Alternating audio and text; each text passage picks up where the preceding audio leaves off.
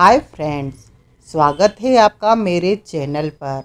आज हम शुरू कर रहे हैं सुरेंद्र मोहन पाठक द्वारा लिखा गया सुधीर सीरीज का मज़ेदार उपन्यास ओवरडोज का part 11। Please like share subscribe my channel. Magnum health club and gym तलाश करने में मुझे कोई दिक्कत न हुई। वो मशहूर जगह थी जिसके नाम से इलाके में हर कोई वाकिफ था। गेट पर बैठे दरबान से ही मालूम हो गया कि लीसा जैकब वहाँ फिजिकल इंस्ट्रक्टर थी। फिर दरबान ने ही मुझे उस तक पहुँचाया।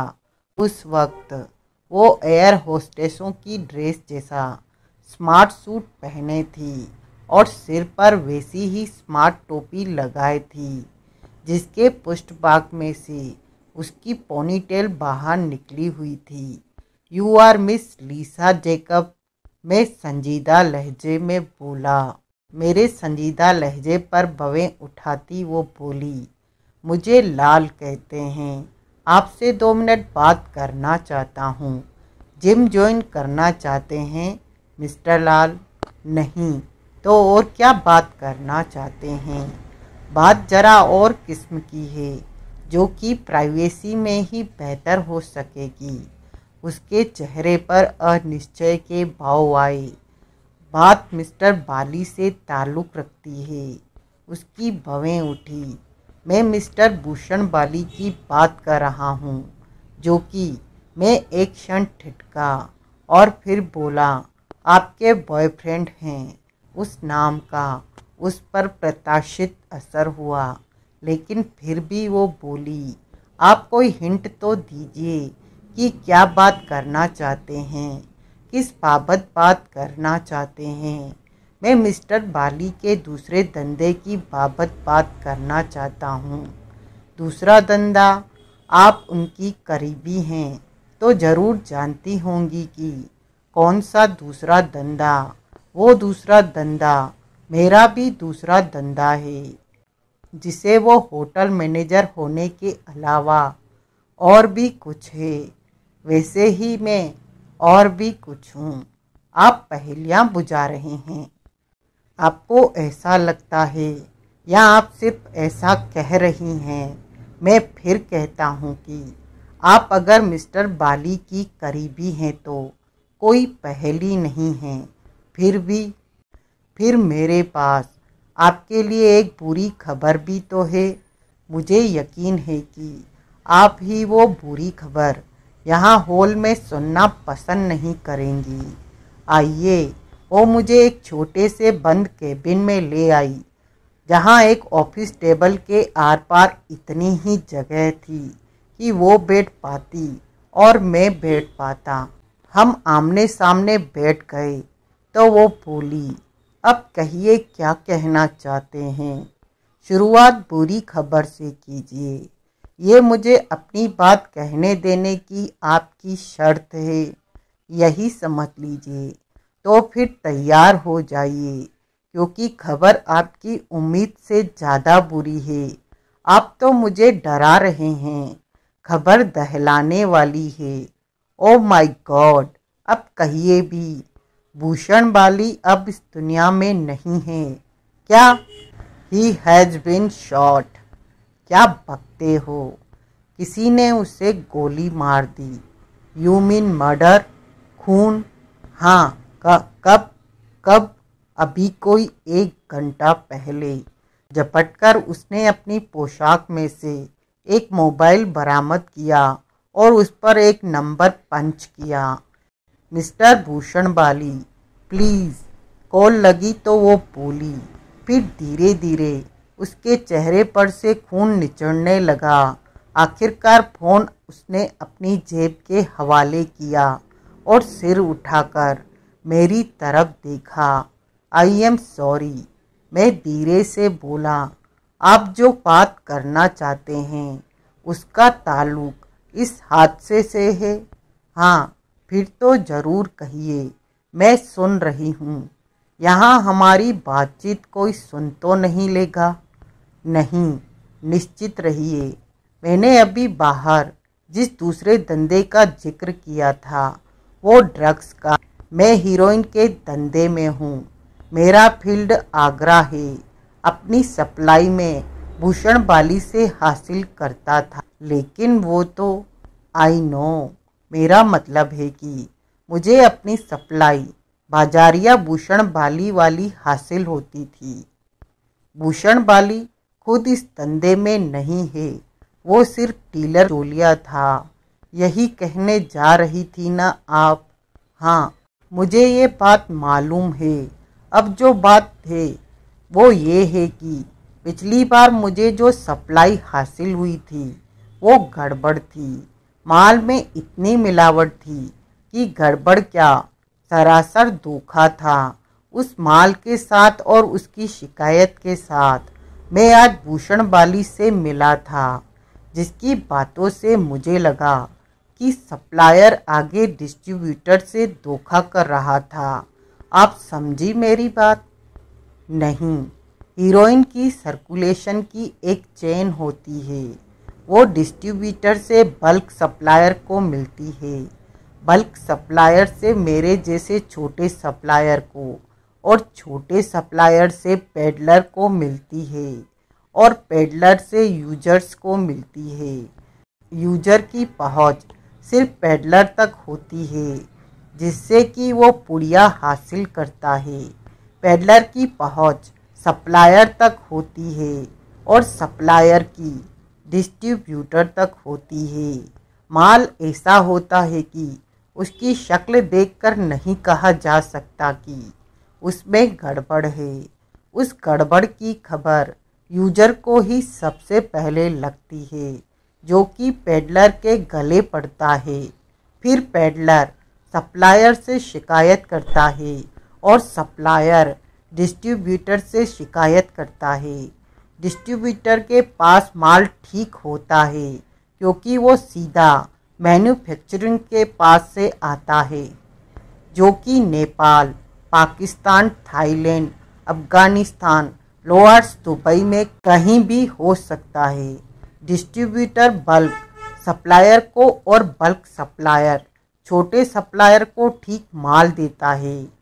आगे पेडलर उसे कट करके बेचता है, लेकिन यूजर को इस बात की खबर होती है मैं छोटा सप्लायर हूँ।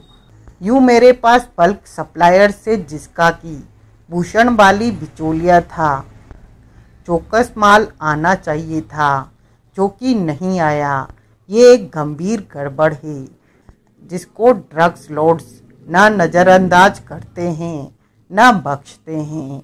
भूषण बाली जिस डीलर का बिचौलिया है वो ये जाहिर करना चाहता है कि माल में जो गड़बड़ की तो भूषण बाली ने की। ऐसा नहीं हो सकता। भूषण बाली तो सिर्फ ट्रांजिट स्टेशन है। उसका काम तो जो माल उसे सौंपा जाता है उसे आगे पहुंचाना होता है। I know. भूषण बाली ने भी एन यही मेरे को बोला। उसने साफ कहा था कि माल में अगर गड़बड़ थी तो वो डीलर ने की थी और वो इस बाबत सीधे डिस्ट्रीब्यूटर को खबर करने का इरादा रखता था। वो ऐसा करने में कामयाब हो जाता तो डीलर की मौत निश्चित होती।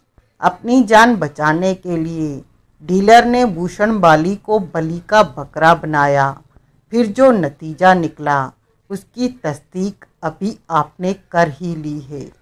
जो हुआ तुम्हें उसकी इतनी जल्दी खबर कैसे लग गई? मेरे सामने तो हुआ। भूषण को तुम्हारे सामने शूट किया गया। हाँ, तुमने कातिल को देखा? नहीं देखा ना।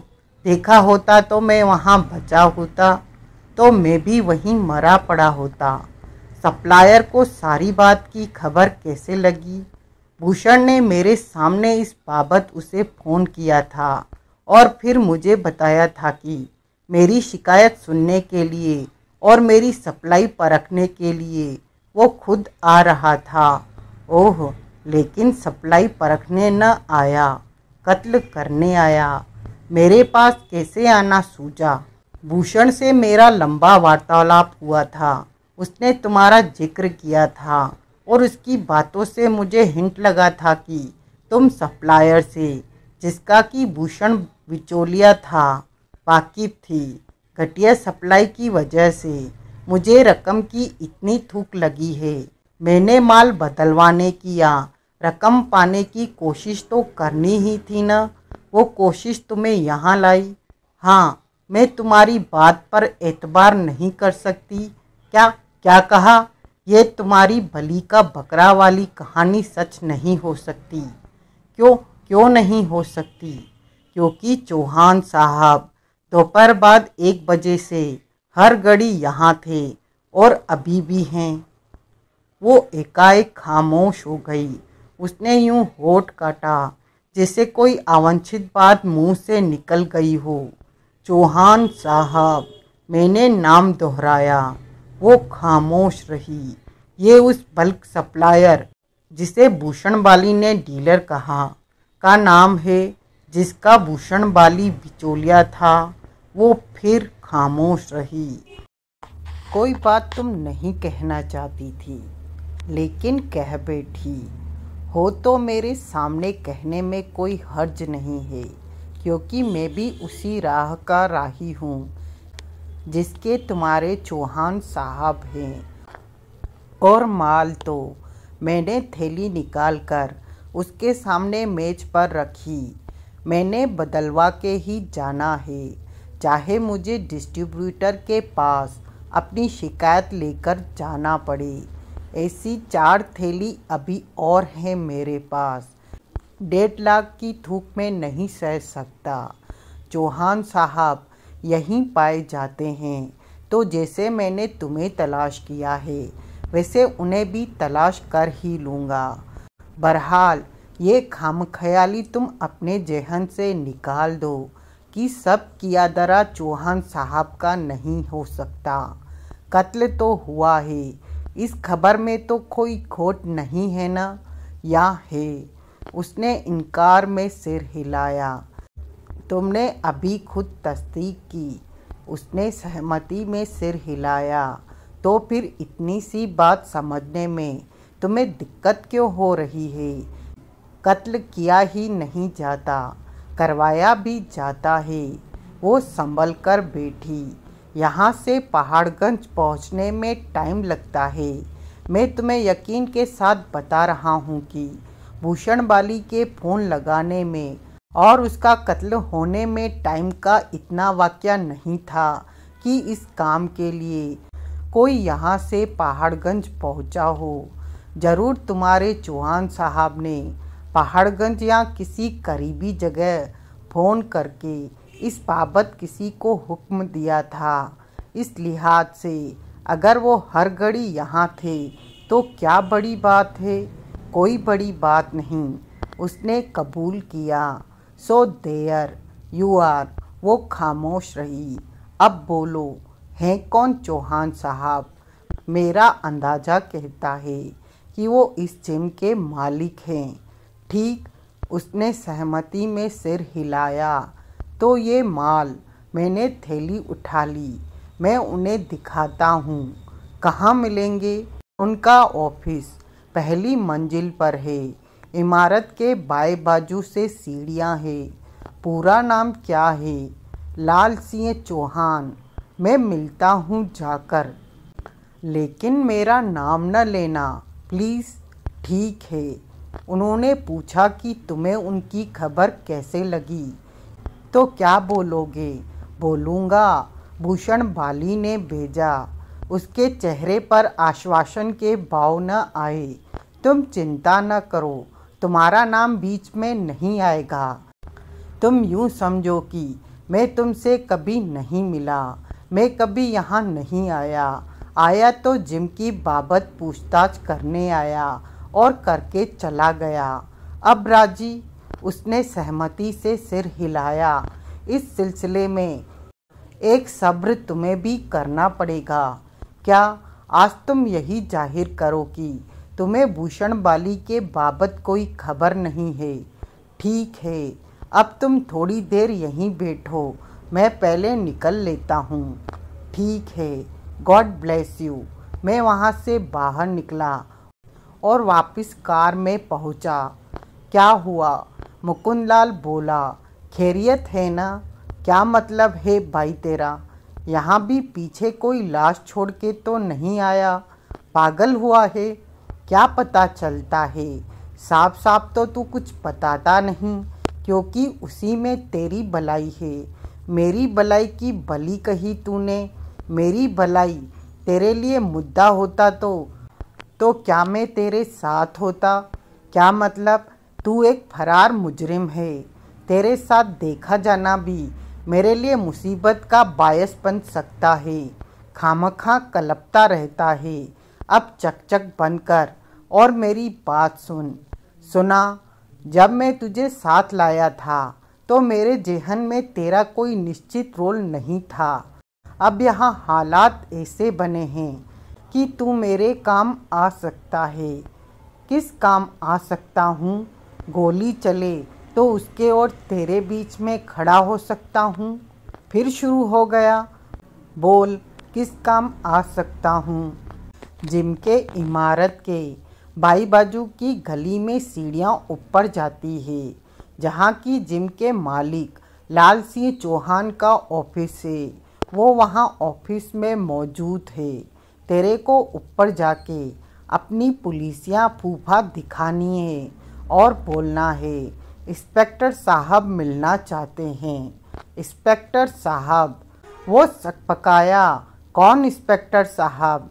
मैंने अपनी जेब से इंस्पेक्टर सिक्का का वो विजिटिंग कार्ड निकाला जो उसने कोजी कॉर्नर के मैनेजर के ऑफिस में मुझे दिया था और उसे मुकुंदलाल को सौंपा। इसके सिक्का साहब, मैं बोला। Inspector narcotics control bureau. वो कौन है? कहाँ है?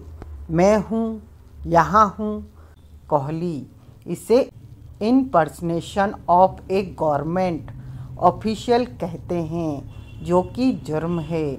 और इस जुर्म में तू मुझे शरीक करना चाहता है।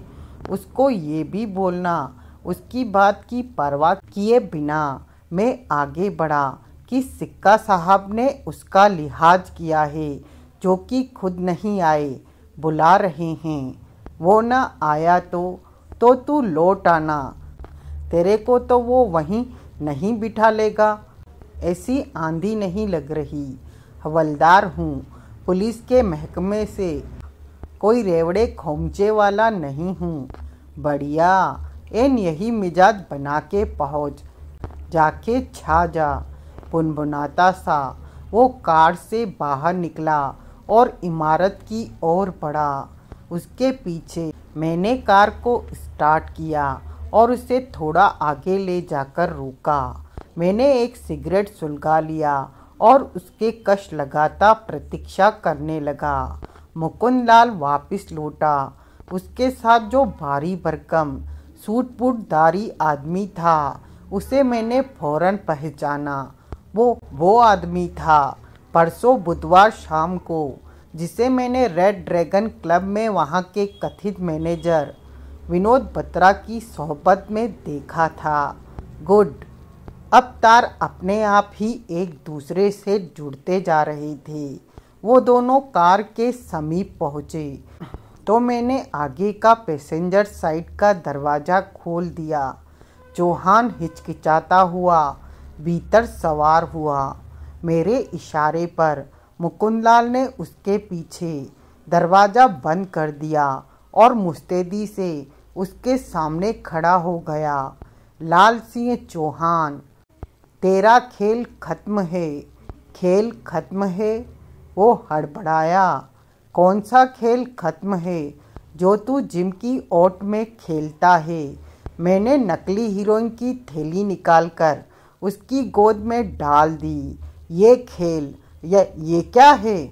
ये वो माल है जो जामा मस्जिद के इलाके से ऑपरेट करने वाले डॉप पुशर इंद्रिस बिजनौरी के पास से बरामद हुआ है, जिसने मुखबरी की तो धंधे में तुम्हारे बिचौलिए का नाम सामने आया। मेरा बिचौलिया? भूषण बाली, जो कि आराकशा रोड के होटल भू शांति का मैनेजर है, जिसका मुंह बंद करने के लिए तुमने जिसका कत्ल करा दिया। का कत्ल? लेकिन तुम्हारी बदकिस्मती से वो तुम्हारी बाबत मुंह खोल के मरा था। वो मर गया? क्या कहने, खुद उसकी मौत की वजह हो और खुद ही सवाल कर रहे हो। ये गलत है, झूठ है। मेरा किसी खून खराबे से कोई रिश्ता नहीं है। मैं वैसा आदमी नहीं हूँ। और सच पूछो तो जो तुम कह रहे हो, मुझे उस पर यकीन ही नहीं है। किस बात पर यकीन नहीं है? तुम्हारी गोद में पड़ी थैली हीरोइन की नहीं है, इंद्रिस बिजनौरी डॉप पुशर नहीं है, या भूषण बाली का कत्ल नहीं हुआ। उसके कत्ल की कोई वजह नहीं, यानी कि कत्ल पर यकीन नहीं है। हाँ, उससे अपनी वाकफियत तो कबूल करते हो। वो मेरा दोस्त है और तुम्हारे हीरोइन सप्लाई के धंधे में तुम्हारा बिचौलिया है। मेरा ऐसा कोई धंधा नहीं है। मैं तो हीरोइन की शक्ल तक नहीं पहचानता। तुमने भूषण बाली के कत्ल का हुक्म जारी नहीं किया, सवाल ही नहीं पैदा होता।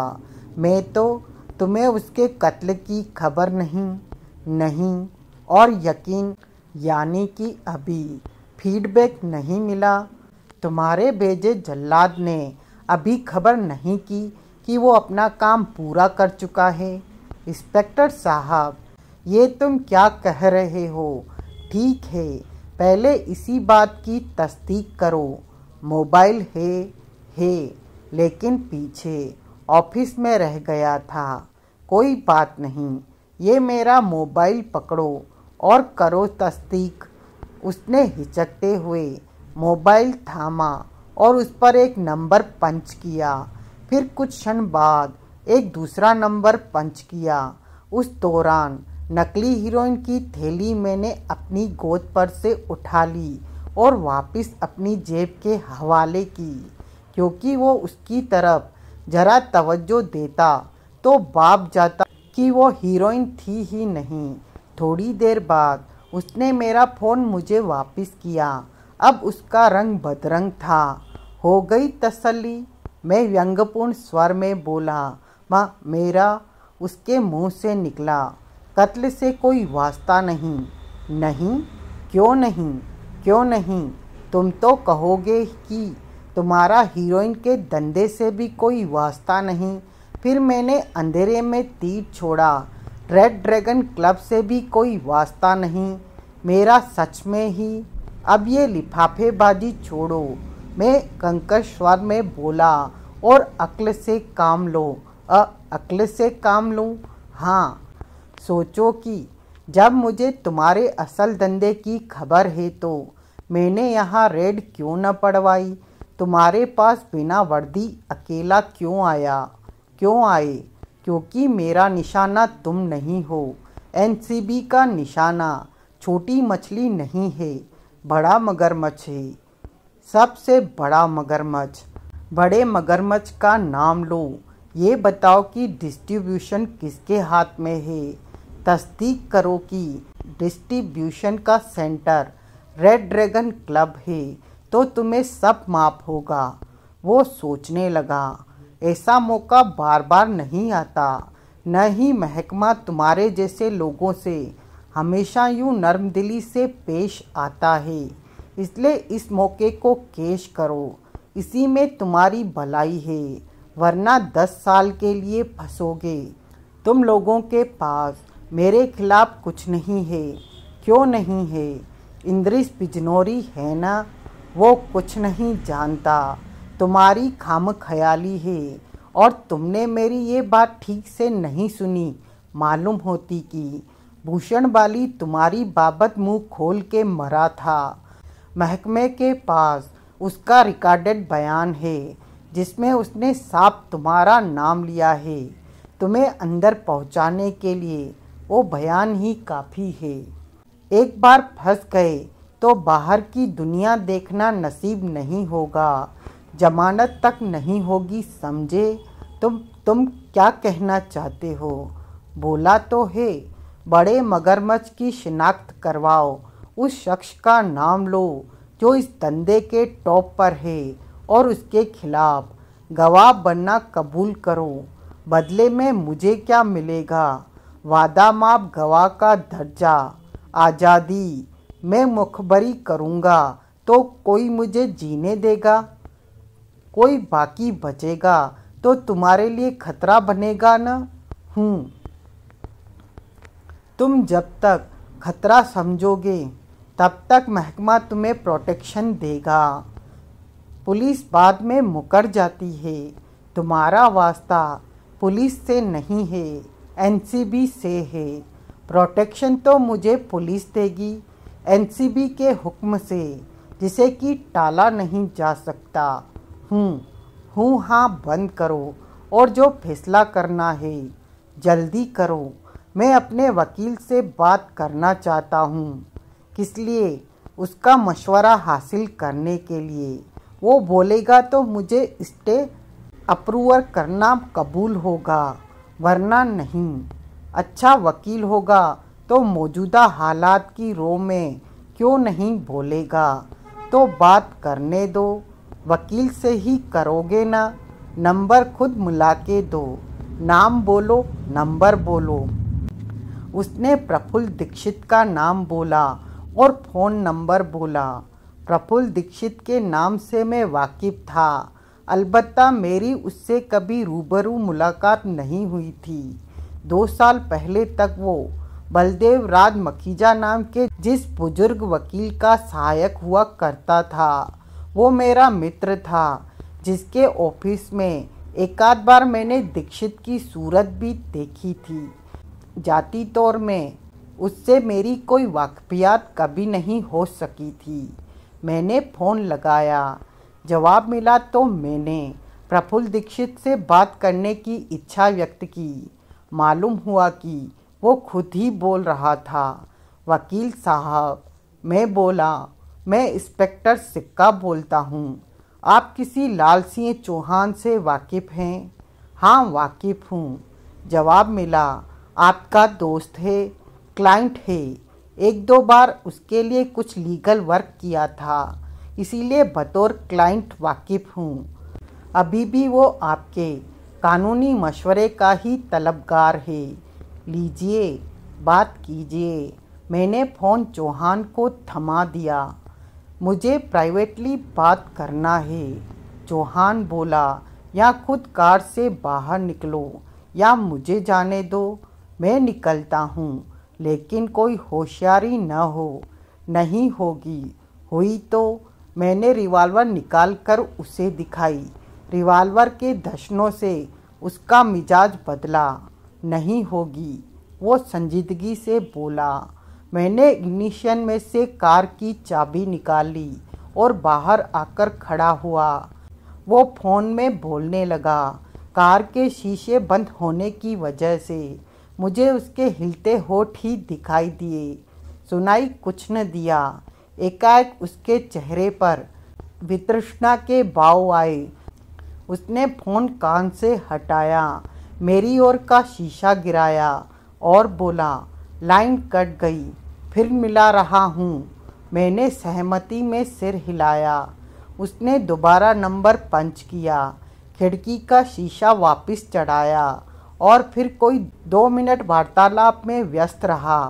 फिर उसने फ़ोन बंद किया। मैं कार में वापस जा बैठा। फ़ोन उसने मुझे थमा दिया। अब बोलो, क्या कहते हो? मैं बोला, मेरे वकील की राय है। वो बोला, मुझे तुम्हारी पेशकश कबूल कर लेनी चाहिए। मुझे यही उम्मीद थी। वकील अच्छा हो, क्लाइंट का हित चिंतक हो तो अच्छी राय ही देता। उसकी अच्छी राय में एक बात और शामिल है। क्या?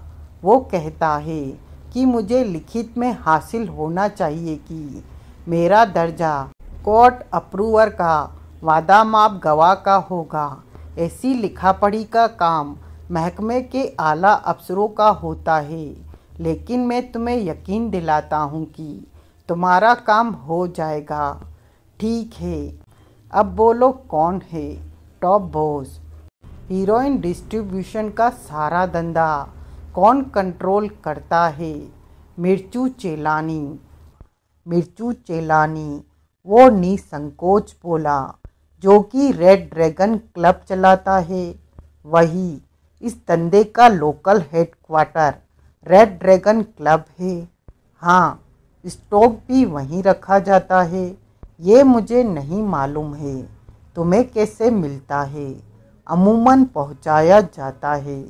कभी कभार लेने जाना पड़ता है। पहुंचाता कौन है? वहाँ का एक आदमी। नाम बोलो। शमी। खुद लेने जाना पड़े तो किसके पास जाते हो? किसी के पास नहीं। जाकर बार पर बैठता हूँ और बोलता हूँ कि सैंपल के वास्ते आया। सैंपल पब्लिसिटी के लिए, ग्राहकों में बांटने के लिए। क्लब फैंसी नॉवेल्टी आइटम बनवाता है, जैसे कि ताश, bottom opener, T shirt, purse, bag और टैग का नापना वगैरह। तब चेलानी या तो खुद बार पर आता है या अपने ऑफिस में बुलाता है और सैंपल सौंप देता है। सैंपल कभी सप्लाई के ऑर्डर के लिए होता है तो कभी रिजेक्ट होता है। कभी सप्लाई हुई कुछ डिफेक्टिव आइटम लौटाई जाती है। कहने का मतलब ये है कि नोवेल्टी आइटम के सैंपल का एक पैकेट मिल जाता है जिसमें असल में माल होता है। पैकेट पहले से तैयार होता है। हाँ, तो माल की मिकदार कैसे निर्धारित होती है? पहले फ़ोन करके जाना होता है ना? ओह, पहले फ़ोन करके जाना होता है। किसको? चेलानी को। फर्ज करो अभी तुम्हें 20 ग्राम हीरोइन की ज़रूरत हो तो तुम फ़ोन पर क्या बोलोगे? मैं बोलूँगा, मैं रिजेक्ट के 20 बोतल ओपनर लेने आ रहा हूँ। जब पहुँचोगे तो क्या होगा? चेलानी मुझे पैकेट सौंप देगा जिसमें असल में हीरोइन होगी। हाँ, वो बार पर भी ऐसा पैकेट सौंपेगा तो समझा जाएगा कि उसमें क्लब की पब्लिसिटी की नोवेल्टी आइटम थी। हाँ, यूँ तो उसे हीरोइन आगे सरकाते रंगे हाथों पकड़ा जा सकता है। हाँ, वो धंधे का डिस्ट्रीब्यूटर है तो जाहिर है कि बड़ा स्टॉक रखता होगा। हाँ, लेकिन तुम्हें ये नहीं मालूम कि कहाँ रखता है। नहीं मालूम। कोशिश करो तो मालूम कर सकते हो। नहीं, उसे स्टॉक कहाँ से हासिल होता है? मुंबई से। कौन देता है? नहीं मालूम। पक्की बात? हाँ। फर्ज करो मैं तुमसे माल लेता हूँ जो कि मुझे चौकस नहीं जान पड़ता। मैं जानता हूँ मैं तुम्हारे से शिकायत करूँगा तो न तुम परवाह करोगे न जिम्मेदारी लोगे। ऐसा नहीं होता। नहीं होता होगा। मैंने कहा है फर्ज करो। फर्ज करो। ठीक है, तो मैं अपनी शिकायत ऊपर कैसे पहुंचाऊंगा? तो तुम रेड ड्रैगन क्लब जाओगे और शमी से मिलोगे। फिर आगे जो भी होगा शमी के किए होगा। लिहाजा शमी की बड़ी हैसियत है वहाँ। हाँ, वो चेलानी का खास है। अब एक आखिरी सवाल, ऑनेस्ट जवाब देना, क्योंकि मौजूदा हालात में एक तो अब झूठ बोलने का कोई फ़ायदा नहीं होगा और दूसरे मैं वादा करता हूँ कि तुम्हारा जवाब तुम्हारे खिलाफ इस्तेमाल नहीं किया जाएगा। सवाल पूछो, तुमने भूषण बाली का कत्ल करवाया है? नहीं। तो गोली किसने चलाई? मुझे कोई अंदाज़ा नहीं। किसी ने उस पर गोली चलाई। ये मेरे लिए सख्त हैरानी की बात है। हीरोइन से ताल्लुक़ रखता न सही, उसका कोई और पंगा हो जिसकी वजह से किसी को उसे मार डालना ज़रूरी लगा हो। मुझे ऐसी किसी पंगे की खबर नहीं। वार्तालाप समाप्त हो गया। अब मैंने उसे खास वक्फे के लिए नज़रबंद करके रखना था, जिसका इंतज़ाम आदतन ना नुकर के बाद और खिदमत की उजरत जाल लेने के बाद मुकंदाल कर सकता था। मैं अपने होटल के कमरे में वापस लौटा। तब तक रात के 9:30 बज चुके थे। वहां पहुंचकर ही मुझे एहसास हुआ था कि दिन भर से मैंने ढंग से कुछ नहीं खाया था और अपने क्लाइंट को डेली रिपोर्ट के लिए फ़ोन करना मैं फिर भूल गया था। सबसे पहले मैंने वही काम किया। उसके दिए 4 नंबरों में से एक पर मैंने कॉल लगाई। तत्काल उत्तर मिला, अलेक्स पाब्लो प्लीज़। मैं बोला, कौन बोलता है? किसी ने पूछा। सुधीर कोहली। कौन है? क्या मांगता है? दिल्ली में पीडी है, बॉस को रिपोर्ट करना मांगता है। पीडी क्या?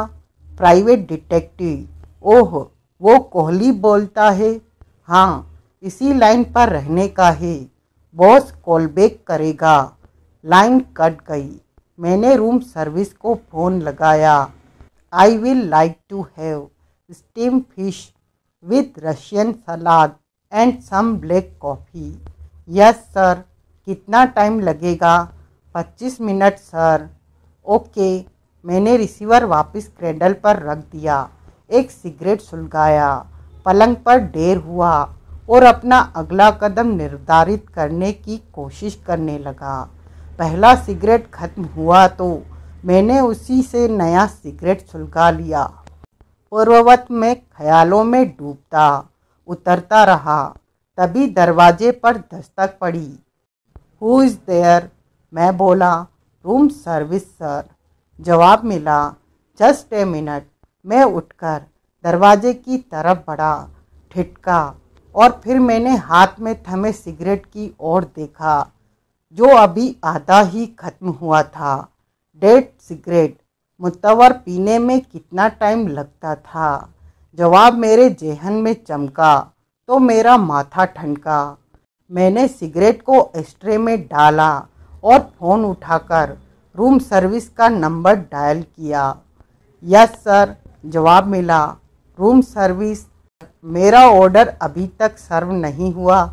ऑर्डर तैयार हो रहा है सर। मैंने 25-30 मिनट बोला था, अभी तो 10 मिनट हुए हैं। Oh sorry. मैंने संबंध विच्छेद करके फ्रंट डेस्क पर फ़ोन किया। I have in unwanted guest. मैं बोला। कोई जबरन मेरे कमरे में दाखिला पाने की फिराक में है। फ़ौरन कुछ कीजिए। Yes sir. मैं अभी सिक्योरिटी ऑफिसर को भेजता हूँ। Thank you. मैंने रिसीवर रख दिया। उस दौरान बाहर से कोई आवाज़ न आई। 2 मिनट बाद दरवाजे पर फिर दस्तक पड़ी। कौन है? मैं बोला, सिक्योरिटी सर। 1 मिनट रुको। फिर मैंने फ्रंट डेस्क पर फ़ोन किया। मैंने अभी फ़ोन किया था और बोला था कि यस सर। जवाब मिला, सिक्योरिटी ऑफिसर मेरे सामने खड़े हैं, वो अभी रवाना हो रहे हैं। 2 मिनट में वो जाने दीजिए, अब ज़रूरत नहीं। जो कोई भी भीतर दाखिल होने की कोशिश कर रहा था वो टल गया। Thank you all the same. You are welcome sir. मैंने रिसीवर रखा और अपनी रिवॉल्वर निकाल ली। दरवाजे पर फिर दस्तक पड़ी। Who is there? मैं बोला, सिक्योरिटी सर।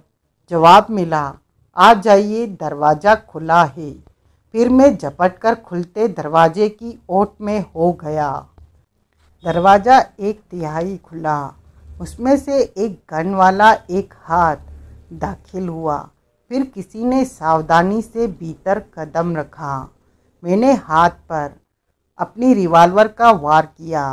गन उसके हाथ से छिटक कर परे जा गिरी। मैंने उसे कमरे के भीतर धक्का दिया और पीछे भड़ाक से दरवाज़ा बंद किया।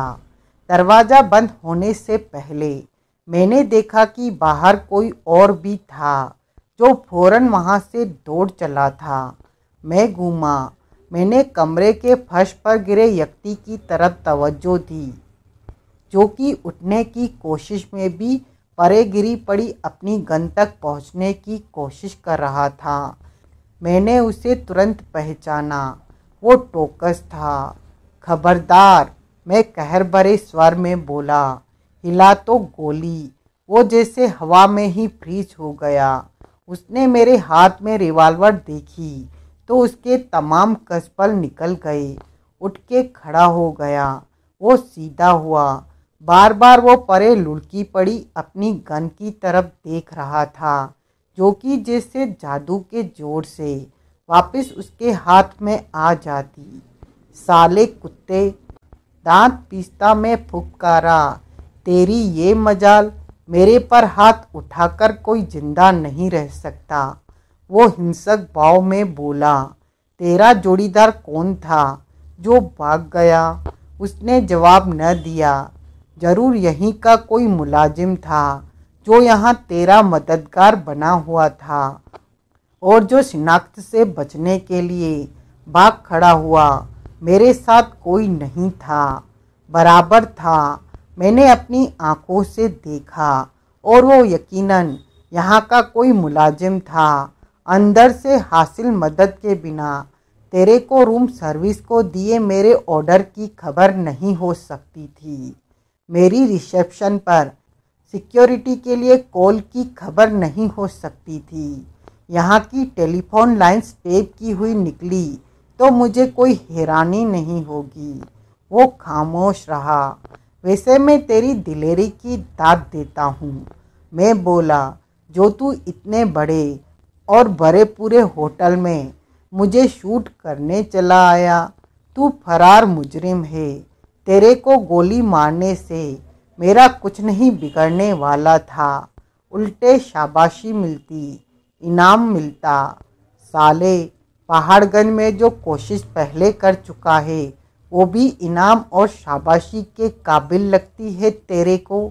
वहाँ होटल में तूने एक बेगुनाह को मार डाला क्योंकि वो एकाएक उठ खड़ा हुआ। टिक के बैठता तो वहाँ से तेरी लाश बरामद होती। वहाँ तू असल में मेरा कत्ल करना चाहता था, ये भी कोई पूछने की बात है। शुरू से मेरे पीछे लगा था, ये भी कोई पूछने की बात है।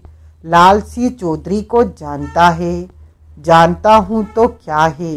होटल बू शांति में तूने उसके कहने पर गोली चलाई थी। मैंने तो 2 महीने से उसकी शक्ल नहीं देखी। यानी कि वो तेरा खुद का प्रोजेक्ट था, तेरी लाश गिराने का। चेलानी की धमकी का भी खौफ न आया? तेरी जान जाने तक मुझे किसी का खौफ नहीं।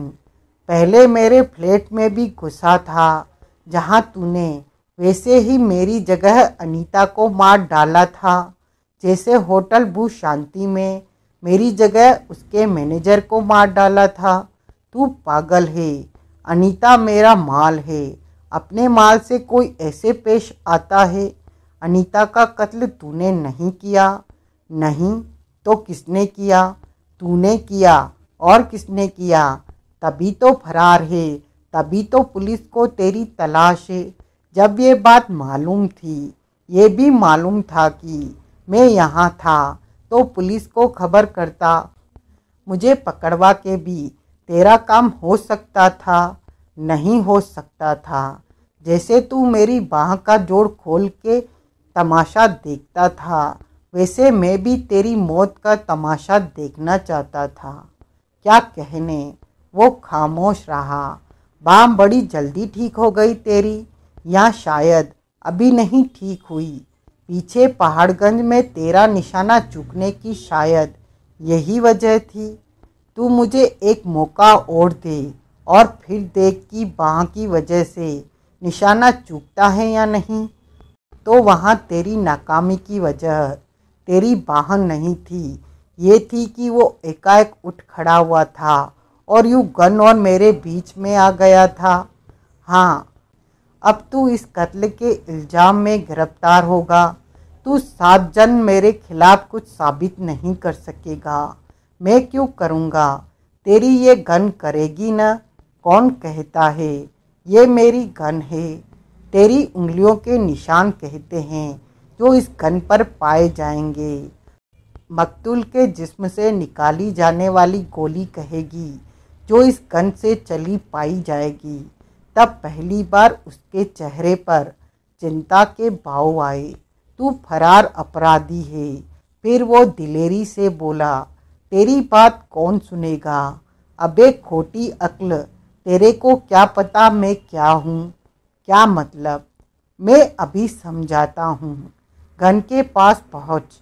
उसने सकपकाकर मेरी तरफ देखा।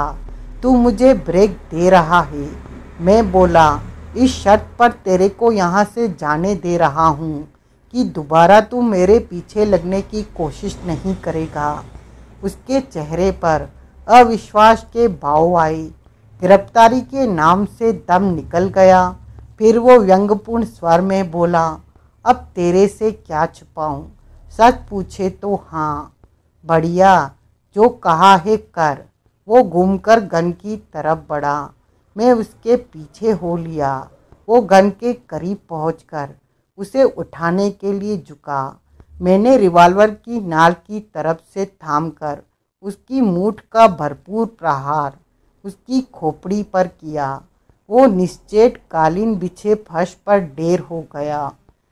मैं उसे घसीटकर टॉयलेट में ले गया, जहाँ तौलिया फाड़कर उसकी मुश्कें कसी और मुंह में कपड़ा ठूसा। फिर बाहर आकर नाल में अपना बॉल पेन डालकर मैंने फर्श से उसकी गन उठाई और उसे भीतर उसके अचेत शरीर के पास डाल दिया। तभी दरवाजे पर दस्तक पड़ी। कौन? मैं बोला। Room service sir. जवाब मिला, खुला है। मेरे ऑर्डर की ट्रे के साथ एक वेटर वहां पहुंचा और ट्रे को टेबल में रखकर चला गया। मैंने फ्रंट डेस्क पर फ़ोन किया। I am checking out. जवाब मिला। तो मैं बोला, please prepare my bill. I will pay it on the way out. Yes sir. मैंने इंस्पेक्टर यादव को कॉल लगाई। तुम्हें आराकशा रोड पहाड़गंज के होटल भू शांति में हुए कत्ल की खबर है? वो बोला। उसके कातिल को गिरफ्तार करना चाहते हो? ये भी कोई पूछने की बात है। कौन है वो? कहाँ है? होटल हयात के कमरा नंबर 605 में है। तुम कहाँ हो? वहीं हूँ। फ़ौरन यहाँ पहुँचो। तुम्हारे आने के बाद ही मैं यहाँ से रुखसत पाऊँगा। किस्सा क्या है? अभी किस्सा गोई का वक्त नहीं है। तुम बातों में टाइम जाया न करो। जल्दी यहाँ पहुँचो और वारदात के बाद इतनी जल्दी कातिल को गिरफ्तार कर लेने के लिए यश के बागी बनो। आता हूँ। मैंने संबंध विच्छेद कर दिया। अपने क्लाइंट की कॉल बैक मुझे हासिल न हुई। बहरहाल मैंने अपना फर्ज पूरा कर दिया था। मैं मुकुंदलाल के घर पहुंचा। गनीमत थी कि वो बहुत पहले का वहां पहुंचा हुआ था। मैंने जब रात वहां उसके घर में गुजारने की मंशा जाहिर की तो वो सख्त हैरान हुआ। यहाँ रहेगा? वो बोला। हाँ। मैं सहज भाव में बोला, रह सकेगा? क्यों नहीं? ये जगह तेरे काबिल नहीं। क्यों भला? जब तेरे काबिल है तो मेरे काबिल क्यों नहीं? अरे भाई तू क्या? मैं अंबानी हूँ, बिरला हूँ, डालमिया हूँ। लेकिन माजरा क्या है? तू यहाँ क्यों रहना चाहता है? पहले हाँ बोल, फिर बोलता हूँ। अब आ ही गया है तो हाँ तो है ही। शुक्रिया। अब वजह बोल। वजह मामूली है और तेरे कयास में है। हालात ऐसे बन गए हैं कि दिल्ली शहर में हर जगह मेरी जान को खतरा है। सिवाय इस जगह के हालात कोई जादू के जोर से थोड़े ही बने हैं। तूने बनाए हैं तो बने हैं। चल यही समझ ले। लेकिन अब गले पड़ा ढोल बजाना तो पड़ेगा ना? ठीक है, रह यहाँ। लेकिन मैं तुझे कोई घूट वूट नहीं लगवा सकता। खुद मंगा लिया? नहीं, आजकल नावे का तोड़ा है। बावजूद उन 1000 रुपयों के जो शाम को मैंने तुझे दिए थे, 500 की जगह 700 की जगह कोली 700 की जगह 200 तो ऑटो के भाड़े में खर्च हो गए। खाली 300 रुपये फालतू दी और इतना बड़ा काम कराया कि मैं उस चौधरी के घोड़े को अंडरग्राउंड करके रखूं, उसके 500 रुपये अलग दूं, 1000। एक आदमी जो सिरहाने बिठाया है वो भी तो कुछ लेगा। ठीक है 1000, जीता रह। बात गूट की हो रही थी। हाँ, नहीं लगाया, क्योंकि आजकल मैं गूट का नाम भी लूँ तो बीबी आसमान सिर पर उठा लेती है। मैं पिलाऊं तब तो उसे एतराज़ नहीं होगा। नहीं, तब क्यों होगा। मैंने जेब से निकाल कर 500 का एक नोट उसे थमाया। जा, मैं बोला, पीटर स्कॉच की बोतल लेके आ। मुझे बैठक में बिठाकर खुशी खुशी वो वहाँ से रुखसत हुआ। पीछे मैंने एक सिगरेट सुलगा लिया। 10 मिनट बाद वो वापस लौटा, संजीदा सूरत। क्या हुआ, मैं बोला।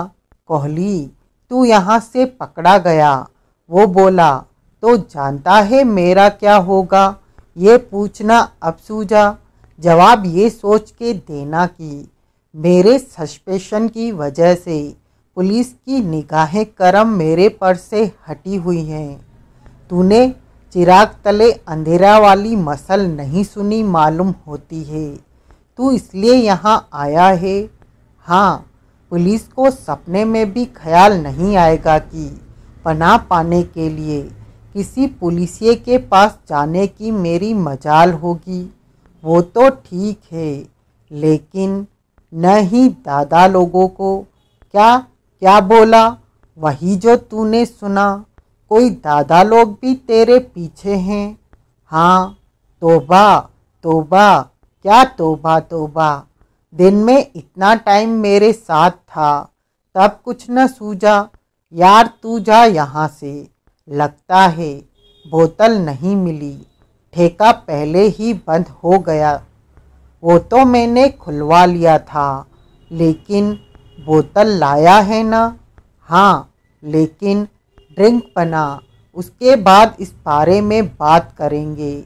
लेकिन अभी भी लेकिन।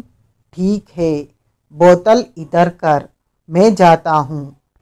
अरे, मैंने कब कहा कि घूंट लगाने के लिए रुकने में भी हर्ज है। हर्ज ही होगा, तभी तो अभी तक न बोतल दिखाई दी न गिलास। उसने सब प्रबंध किया। मैंने उसके साथ चीयर्स बोला। अब मैं निश्चिंत था।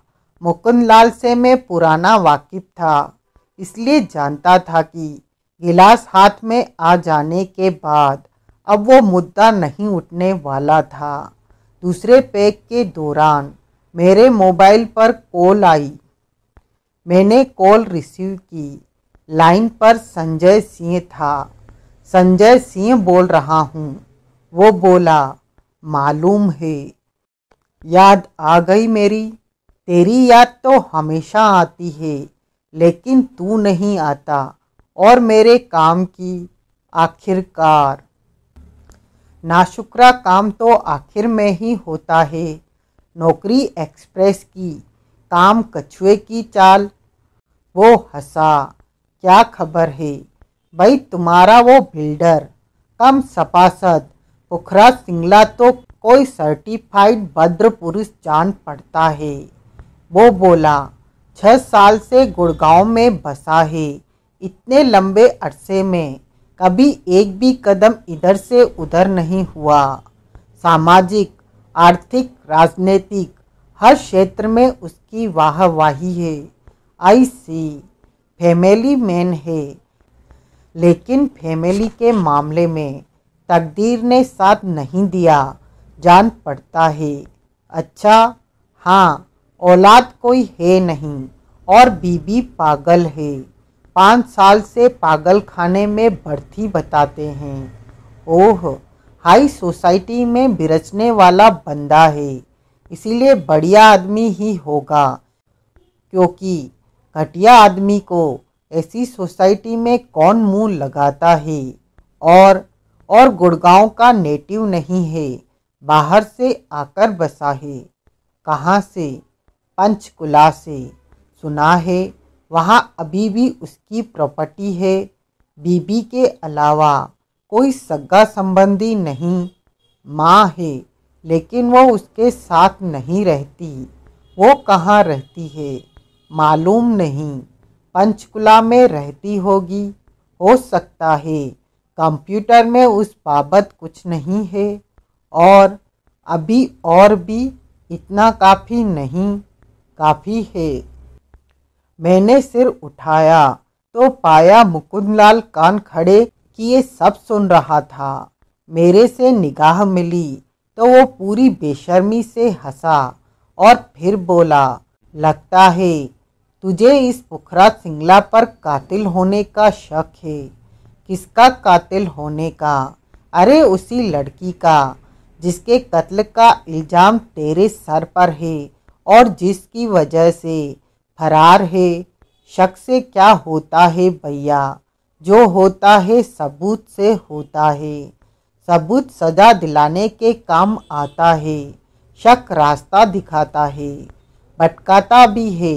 इस बार भटका रहा जान पड़ता है, क्योंकि हर कोई इस शख्स को क्लीन चिट दे रहा है। फिर तो कातिल कोई और ही होगा। हो सकता है। मैंने कलाई घड़ी पर निगाह डाली। 11 बजे थे। मैं उठ खड़ा हुआ। क्या हुआ? मैं जा रहा हूँ। पक्का? वो आशापूर्ण स्वर में बोला। लौट के आऊँगा। ओह, अभी जा रहा हूँ। मेरे पीछे तूने एक काम करना है। क्या? आधी रात को एनसीबी के इंस्पेक्टर एस.के. सिक्का को फ़ोन लगाना है और बोलना है कि मैं रेड ड्रैगन क्लब में हूँ। मैंने फ़ोन लगाना है। हाँ, वो पूछेगा नहीं? ये बात मुझे कैसे मालूम थी? नहीं पूछेगा। क्यों भला? मुझे क्या मालूम कि नहीं पूछेगा? यार तू बहस न किया कर, कभी कोई बात मान लिया कर। अच्छा भाई, तेरा अन्न पिया है इसलिए लगूंगा फांसी। शुक्रिया। वो नंबर बोल जिस पर फ़ोन लगाना होगा। नंबर मैंने उसे लिख कर दिया। जो बोलता है वो भूल तो नहीं जाएगा। फिर मैं बोला, क्यों भूल जाऊंगा भला? मैंने मेज पर पड़ी बोतल की तरफ इशारा किया।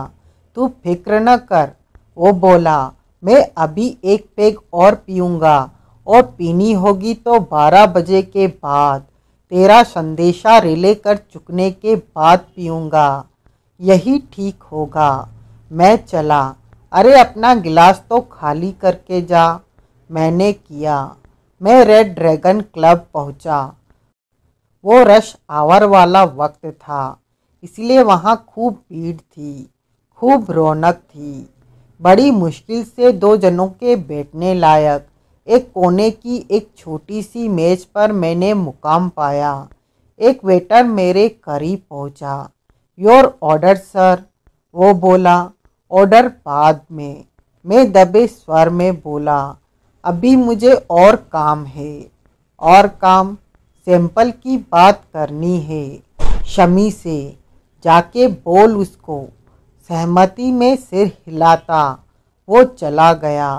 पीछे मैंने एक सिगरेट सुलगा लिया और प्रतीक्षा करने लगा। एक बारबाला मेरे करीब पहुंची।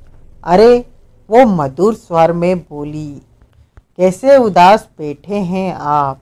म्यूजिक में, डांस में, किसी बात में दिल नहीं लग रहा? अभी कोई ऑर्डर भी नहीं दिया? वो इसलिए, मैं बोला, कि सोच रहा था कि कोई परम सुंदरी आकर कोई माकूल सलाह दे तो ऑर्डर करूं। क्या कहने? क्या पिएंगे? आप क्या पिएंगी? जो आप पिलाएंगे। गंगा जल?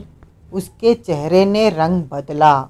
मिस्टर, वो रूखे लहजे में बोली, अगर मजाक कर रहे हो तो ठीक है, सीरियस हो तो? सीरियस हूँ। Go to hell. पाँव पटकती वो वहाँ से चली गई। फिर मल्टी कलर जमूरा शमी वहाँ पहुँचा। वो दम से मेरे सामने बैठा और यूं बोला जैसे निहायत बिजी हो, क्या बात है सैंपल की, घटिया है, खराब है। किससे लिया? लाल सिंह चौहान से, सीधे भूषण बाली के जरिए। कब? 2 दिन पहले। बाली के पास जाना था, वहीं गया था। मालूम हुआ वो अब इस दुनिया में नहीं है। फिर चौहान के पास गया। उसकी बाबत मालूम था? हाँ, ये भी मालूम था वो कहाँ पाया जाता था। हाँ, किसने बताया? लीसा जैकब ने, जो कि बाली की माशूका है और चौहान की मुलाजिम है। तुम तो बहुत कुछ जानते हो। मैं खामोश रहा। लीसा को कैसे जानते हो? कभी वो मेरी माशूका हुआ करती थी। फिर क्या हुआ? वही जो होता है। क्या हुस्न वाले किसी के यार नहीं होते? यार हो भी गए तो वफादार नहीं होते। सैंपल कहाँ है?